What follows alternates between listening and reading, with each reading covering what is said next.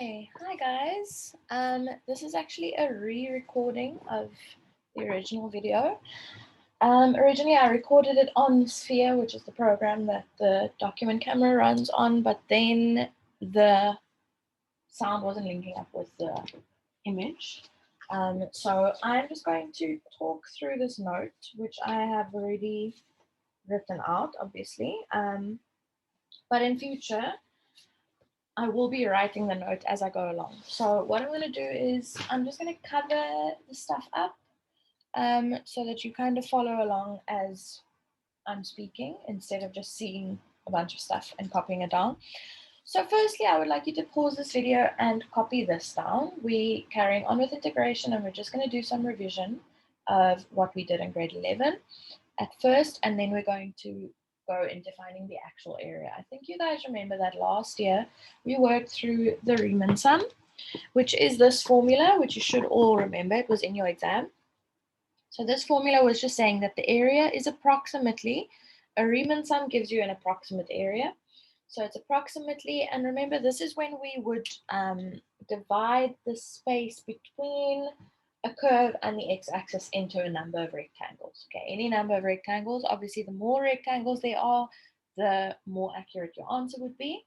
So n was the number of rectangles. So what we do is to find the area underneath the curve, if we have like a curve and we have the x-axis, to find that area, we would need the areas of all the different rectangles. We would add that together. Okay, if you can't remember where this formula came from, you should be able to go back in your books, and this was the note. I don't think I wiped it out. Yeah, this was the note that we did. Okay, so that is where you are dividing the space from A to B into n rectangles. Okay, so the width of the rectangle there was the space between A and B, so B minus A, and then you divide it by the number of rectangles. Okay, so that is where that part comes from. The width would be B minus A over N. Then you multiply that width by the height, the length or the height. You can use either word of these rectangles. So to get that height, again, I'm just going to go back to this note. To get that height, you would have to sub in all of the different x values into the equation of the formula to get that actual y value, because that would be the height. All right, in this case, actually, this would be the height of the rectangle would be from 0 to the y value of that function.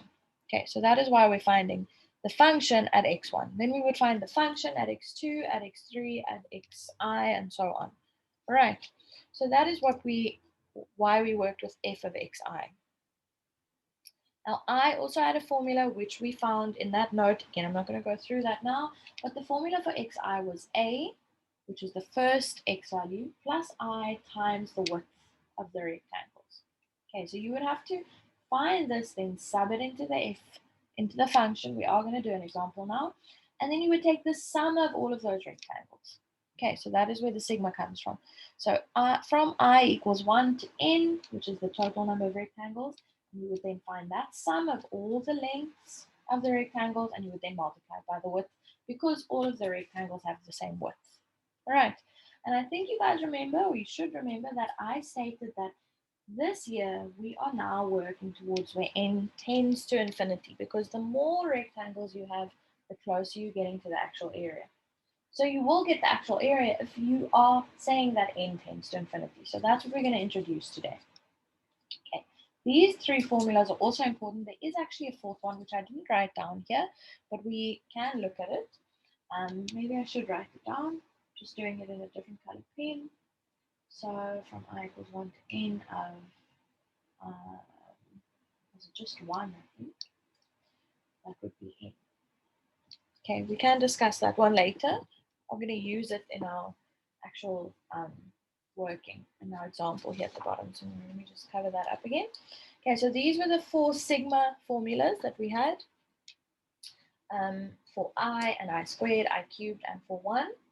All right, so these formulas you should remember are on the formula sheet, but you can use them in your actual Riemann sum calculation. Okay, so we're just going to do an example now, just so that you remember what we did last year. So again, you would have to pause and just copy this down, please. When you're done copying it down, you can play again. I nearly said unpause. You can play again. All right, so given f of x is equal to x squared plus x, where x is going from 1 to 3. Now, if x is going from 1 to 3, then 1 is our a value and 3 is our b value. We need to determine an approximation of the area under the curve. All right, now usually in the question, it will actually say, using a Riemann sum, determine an approximation of the area under the curve. Okay, it doesn't say that in this case because we are working with Riemann sums now, but in your final exam, if they wanting you to work with a Riemann sum, then they will state that in the question. Okay, so now we will do our breakdown. The first thing that we need is we need the width. So b minus a over n. Oh, something that I didn't mention here. There is something missing, all right? In all of the examples that we did last year, I told you how many rectangles you need to work with so that you could get an actual value for your answer, okay?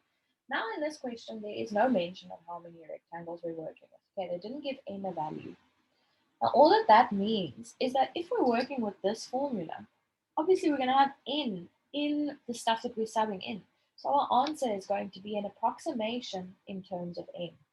That then means that if they tell us in like a part B, find the approximate area if you're working with 100 rectangles, you can then sub in 100 for n and then find it from there.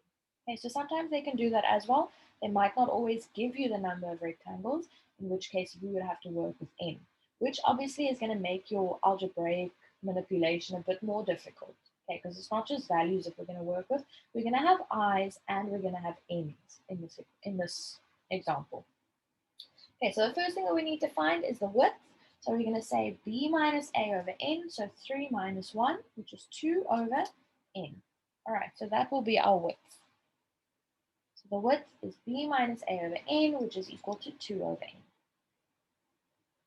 Okay, now the next step would be to find xi, which is a plus I times the width times 2 over n.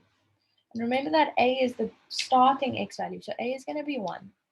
All right, so xi, you can see I just wrote that formula out again. You don't need to, but you can if you want. So xi is a plus I times the width. So 1, because a is 1, plus I times 2 over n. Okay, so I just simplified it straight away. Now what we're going to do is we're going to sub this xi into f of x.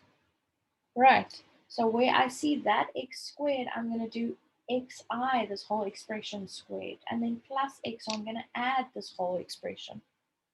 Okay, so we're going to do that. So f of xi is then xi squared plus xi. Now another thing, if this function was called g of x, then you would obviously write g of xi. Okay, even though the formula says f of xi, this letter can change depending on the name of the function that you're working with. Now you would have to square that bracket out. Okay, so you would say 1 squared. For your middle term, you would multiply these together and then double it. So that's where I got 4i over n from. And then for your last term, you would take the last term in your bracket and you would square it. So you would get that. And then you must remember plus 1 plus 2i over n. Okay, now we have some like terms. 1 plus 1 obviously is 2. These two we're going to add together. And then we have that term there. So that is the simplified function f of xi.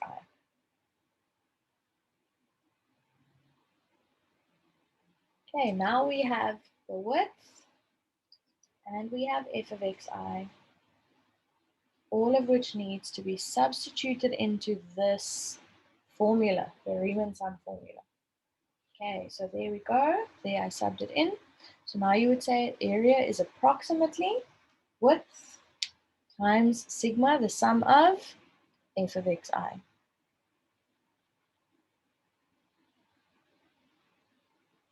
Right, now once you have that, you're going to actually take this sigma and take the sigma of each term, right?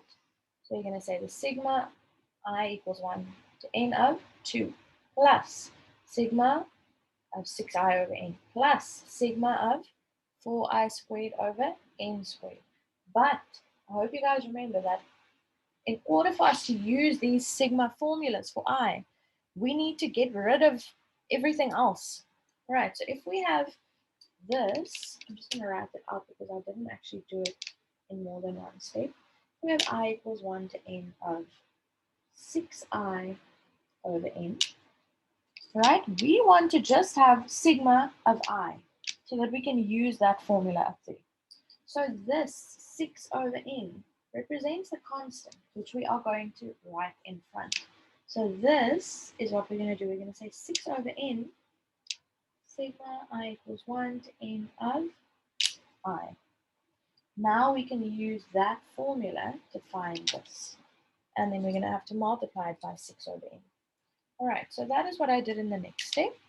You can see that I took sigma of 2, and I took sigma of 6i over n, but I took 6 over n out, wrote it in front.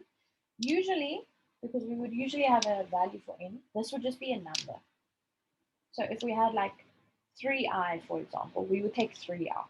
Okay, now it's 6 over n because we don't know what n is. But we need to be left with just an I so that we can use that formula at the top. Same thing here. If we're taking the sigma of this term, we need to be left with just I squared so that we can use that formula at the top. So we need to take out everything else. We need to take out the 4 over n squared and write that in front. Okay. And we need to remember that we multiply this whole thing by 2 over n, which was the width. Next step now, for this one, we're going to take the sum of 1 to n of 2. Now, guys, if you have 12 2's in a row and you're adding them together, remember sigma is sum of. If you have, let me not take 12, let me take 4, for example. If you have this, I equals 1 to 4 of 2, that means that you have 4 2's that you are, oh, sorry, that's off screen. That means that you have 4 2's that you're adding together. But instead of writing it like this, you can write it as 4 times 2 or as 2 times 4. This first bracket. But you see what I'm doing? Instead of writing it as 2 plus 2 plus 2 plus 2, you can write it as 2 times 4 times the number of terms, the number of rectangles. How many rectangles do we have here? N. So we can write this as 2 times n. Now that is that fourth one. So if we have 1, then the sum is going to be 1 times n. If we have a 7 here, the sum is going to be 7 times n. If we have 16, the sum is going to be 16 times n. All right. So this is going to be 2n. This is going to become 6 over n times n squared over 2 plus n over 2. This is going to become 4 over n squared times, if we're using this formula, n cubed over 3 plus n squared over 2 plus n over 6. There we go. And now, because we are having to multiply all of this by 2 over n, I'm putting it in square brackets. Okay. Again, guys, if this explanation is going too fast, you must just pause and copy down and then play again. Keep going.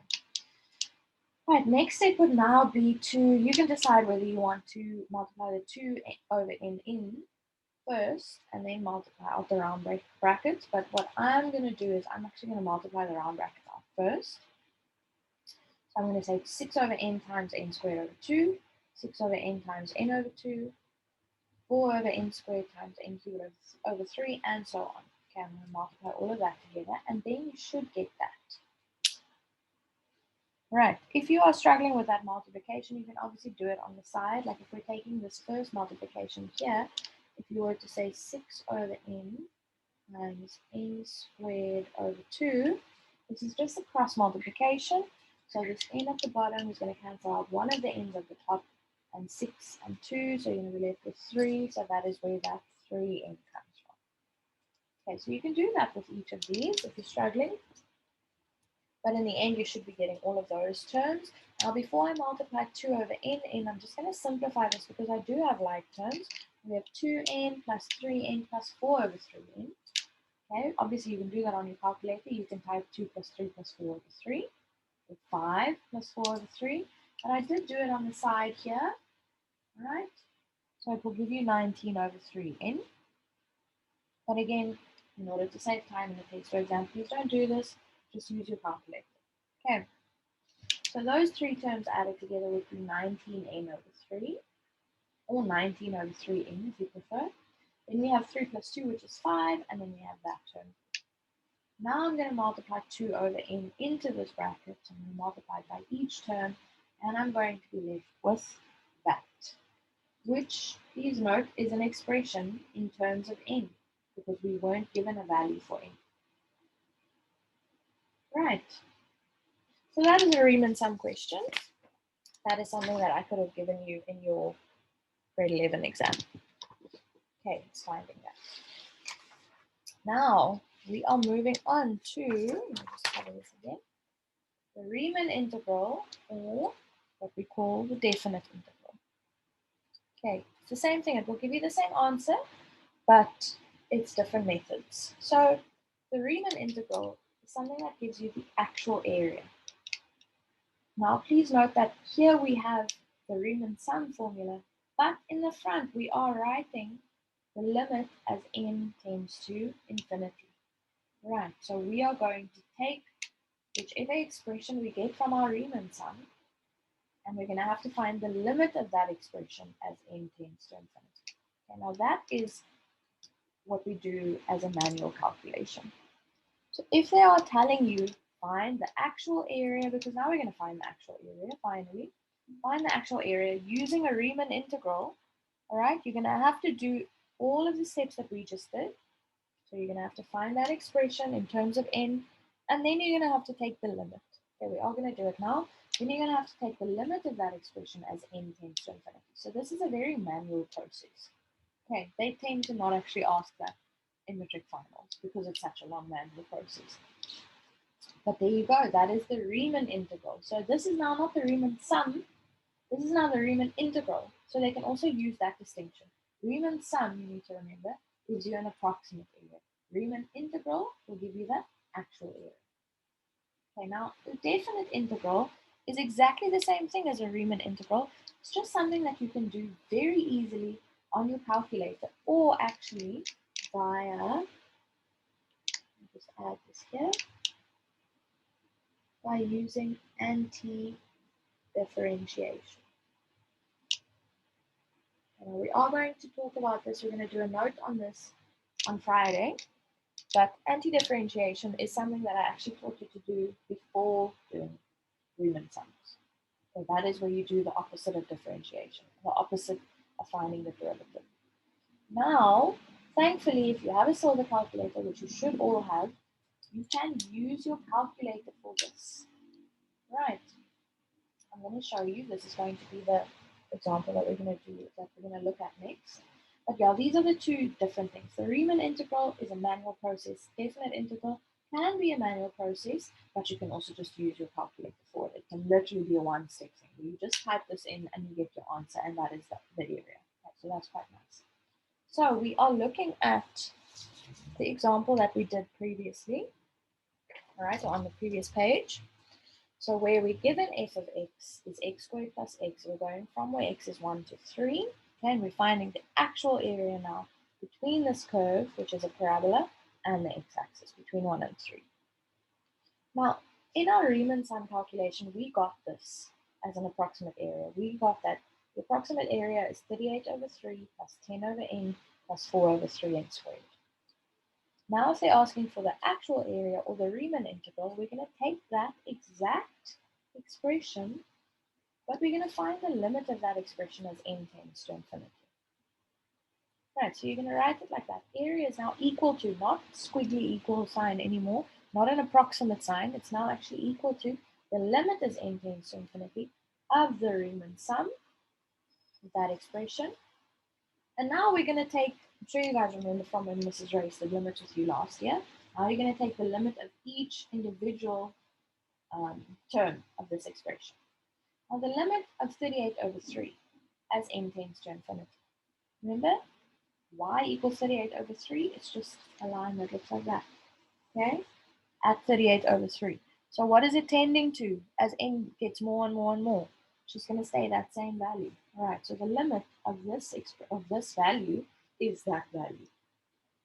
Now if you're taking the limit of this fraction, 10 over n, remember, as n tends to infinity, your denominator is becoming bigger and bigger and bigger, which means that you are dividing 10 by a bigger and bigger number. Now, if you're dividing by a bigger and bigger number, the actual value of the fraction that you're getting when you are dividing by that bigger and bigger and bigger number, the actual fraction gets smaller and smaller and smaller. So 10 over n, if you think of 10 over 1 is 10, but 10 over 10 is 1, that's already smaller. 10 over 1,000, that's already smaller. 10 over a million, that's already much smaller. So what is this fraction tending to? As n becomes bigger and bigger, as n tends to infinity, the value of this fraction is actually tending to 0. Same thing with 4 over 3n squared. As n becomes bigger and bigger, you are dividing by a bigger and bigger number, which means that this fraction becomes smaller and smaller and smaller. So the value of the fraction actually is going to tend to 0 as well. Okay. Which means that what is the limit here? What is the area? 58 over 3 units squared. Now that middle step where I wrote plus 0, you don't have to write that. Okay, you can go straight from this line to that line. That would be fine. Alright, so that is doing the Riemann integral. That is the manual working of it. So if you weren't given this, you would have to do what we did on the previous page. You would have to do this whole calculation, all of these things. You would have to find that expression and then do limit as n tends to infinity of this equals 38 over 3. Okay, so that's why I'm saying it's a manual process. It has many steps that you need to follow. If they are just asking for the area and they don't mention the word Riemann, you're not going to do all of that. Okay, it's going to take a lot of time. And it's going to take a lot of unnecessary time. This is when the calculator is allowed. You can actually just do this. You don't need to say, remember I told you last year that the area is the same as the integral. Okay, and we also looked at this symbol. It's very brief, but there was a question like that in the exam as well. If they're asking you for the area of f of x equals x squared plus x from x 1 to 3, and they don't mention Riemann at all, this is what you are going to write. You're literally going to say it's the integral from 1 to 3, okay, integral from 1 to 3, of this function. Remember the dx? The dx here is because integration is the opposite of finding the derivative. Okay, when we're finding the derivative, we have dy over dx, so we're dividing by dx. When we're doing the integral, we are multiplying by dx. Okay, that doesn't actually influence your working at all, it's just a notation thing, so you need to please remember to write that down. And then guys, you're going to look for a button that looks like this. It's just a symbol, and then there's a block, and a block, and another block. Okay, I think I left my solver calculator in my classroom, so I don't have it on me now. That is the button that you're going to look for on your solver calculator. You press that button, then you're going to use arrows to navigate between those blocks. And that's what you're going to type into the block. So at the bottom block, you're going to put a 1. In the top block, you're going to put a 3. And then in the big block, you are literally going to use the X button. So it's in that same row that has A, B, C, and so on. You look for the X button. And you're literally going to type in x squared plus x. And it looks like a capital X. It's not going to look like our X that we wrote. Okay, so that's fine. You're literally going to type in x squared plus x. Then you press equals and it's going to give you that answer, 38. Okay. This is your homework, which I would like you to do for the next lesson, which is tomorrow evening. Exercise 12.5 on page 131. This is from the answer series book. Oh, I forgot to say that. For these notes, I'm working from the answer series book. I know if you use your own copy, but we do actually have copies at school, which we are going to give each of you a copy which is handed at the end of the year. So it's a nice summary of everything, not very things. Sorry, someone was typing the graph, so it's upside down right now. I hope you can hear me.